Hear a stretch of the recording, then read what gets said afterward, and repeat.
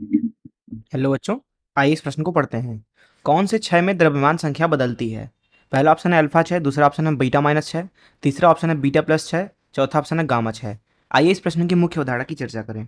मान लेते हैं हमारा एक तत्व है ए, तो इसका जो परमाणु क्रमांक है वो दरअसल यहाँ लिखा जाता है, हम उसे ए से प्रदर्शित कर देते हैं, और उसकी द्रव्यमान संख्या इसके ऊपर लिखी जाती है, हम उसे एम से प्रदर्शित करते हैं। दरअसल परमाणु क्रमांक कुछ और नहीं बल्कि नाभिक के अंदर मौजूद प्रोटॉनों की संख्या दर्शाता है, तथा द्रव्यमान संख्या कुछ और नहीं बल्कि नाभिक के अंदर प्रोटॉनों और न्यूट्रॉनों की कुल संख्या का योग दर्शाता है। न्यूट्रॉन और प्रोटॉन की कुल संख्या का योग।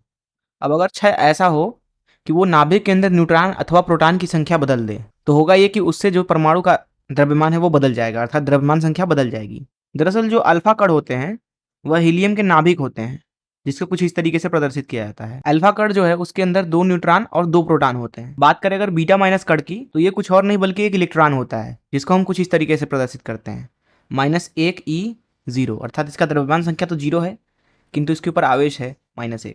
वहीं बात करते हैं बीटा प्लस कण की, तो बीटा प्लस कण कुछ और नहीं बल्कि इलेक्ट्रॉन का भाई होता है, इलेक्ट्रॉन के ऊपर बराबर, अर्थात एक ऐसा कण जिसका द्रव्यमान तो इलेक्ट्रॉन के बराबर होता है लेकिन आवेश उसके विपरीत होता है। इसको कुछ इस तरीके से दर्शाया जाता है, +1e0। वही अगर बात करें हम एक गामा कण की, तो ये कुछ और नहीं बल्कि उच्च ऊर्जा वाला फोटान होता है। अब आपको पता होगा कि फोटान जो है उसका विराम द्रव्यमान 0 होता है। आइए कुछ और चीजों को समझ लेते हैं। तो अल्फा कण एक ऐसा कण होता है जो कि हीलियम का नाभिक है, जिसके अंदर 2 प्रोटॉन और 2 न्यूट्रॉन होते हैं। हम मान लेते हैं कि एक हमारे पास में नाभिक है जिसका परमाणु क्रमांक ए है तथा द्रव्यमान संख्या m है।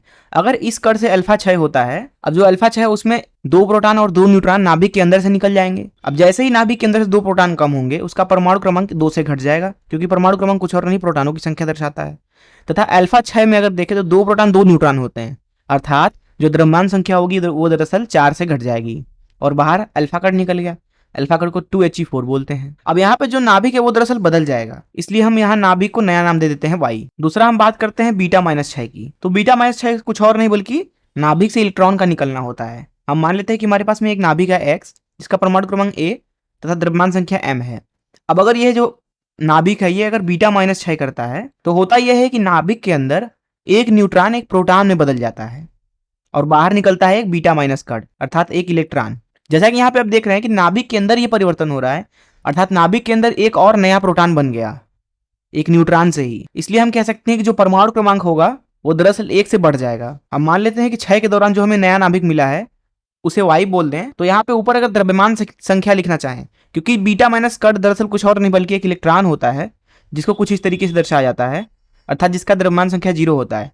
इसलिए हम ये कह सकते हैं कि जो नाभिक है उसके अंदर द्रव्यमान संख्या में कोई परिवर्तन नहीं होगा, तो द्रव्यमान संख्या तो m ही रह जाएगा। अगर हम बात करें बीटा प्लस क्षय की, तो बीटा प्लस क्षय कुछ और नहीं बल्कि एक पॉजिट्रॉन का उत्सर्जन है नाभिक से। मान लेते हैं कि एक नाभिक है जिसका परमाणु क्रमांक a है तथा द्रव्यमान संख्या m है।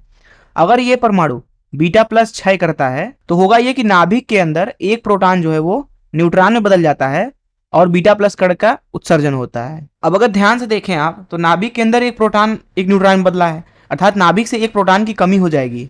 तो यहाँ पे एक नया नाभिक मान लेते हैं कि Y मिला, तो इसका परमाणु क्रमांक जो है वो 1 से घट जाएगा, तो यहाँ पे नया परमाणु क्रमांक A-1 आ जाएगा। पुनः जो बीटा प्लस कण होता है उसके ऊपर द्रव्यमान इलेक्ट्रॉन के बराबर होता है, अर्थात इसकी भी द्रव्यमान संख्या 0 होती है। इसलिए जो हमें यहाँ पे नाभिक मिलने वाला है उसका द्रव्यमान संख्या हम m लिखेंगे, और यहाँ पे पॉजिट्रॉन जिसको +1e0 से दर्शाया जाता है। हम गामा क्षय को भी समझ लेते हैं। आपने पढ़ा होगा कि जिस तरीके से परमाणु के अंदर विभिन्न ऊर्जा स्तरें होती हैं, दरअसल उसी तरीके से नाभिक की भी ऊर्जा स्तरें होती हैं। मान लेते हैं कि हमारे पास में एक नाभिक है जिसका परमाणु क्रमांक A द्रव्यमान संख्या m है। अगर ये अपने उत्तेजित अवस्था में है तो इसको कुछ इस तरीके से प्रदर्शित किया जाता है, इसके ऊपर स्टार लगा दिया जाता है। इसका मतलब है कि नाभिक अपने उच्च ऊर्जा स्तर में है, दरअसल यह उत्तेजित नाभिक है। जिस तरीके से उत्तेजित परमाणु के अंदर जब इलेक्ट्रॉन उच्च ऊर्जा कक्ष से निम्न ऊर्जा कक्ष में आता है तो वह विकिरण का उत्सर्जन करता है, एकदम उसी की तरह जब एक नाभिक अपने उत्तेजित अवस्था से अपने निम्न ऊर्जा स्तर में आता है तो वह विकिरण का उत्सर्जन करता है। तो ये हमारा हो गया उत्तेजित नाभिक। अब जब यह अपने निम्न ऊर्जा अवस्था में आएगा तो इसे बस ऐसे बनाया जाएगा और यह विकिरण छोड़ेगा, अर्थात फोटॉन छोड़ेगा। तो यहाँ पे जो नाभिक होता है वो दरअसल उच्च ऊर्जा वाली एक फोटॉन छोड़ता है, जिसे हम गामा कण बोलते हैं। यहाँ पे आप देख सकते हैं कि गामा जो कण होता है दरअसल यह एक फोटॉन है, अर्थात इसकी विराम द्रव्यमान 0 है तथा इसके ऊपर कोई आवेश भी नहीं है। इसलिए जब भी गामा क्षय होता है तो न तो द्रव्यमान बदलता है और न ही परमाणु क्रमांक। तो इस मुख्य अवधारणा का इस्तेमाल करके आइए इस प्रश्न को हल करें।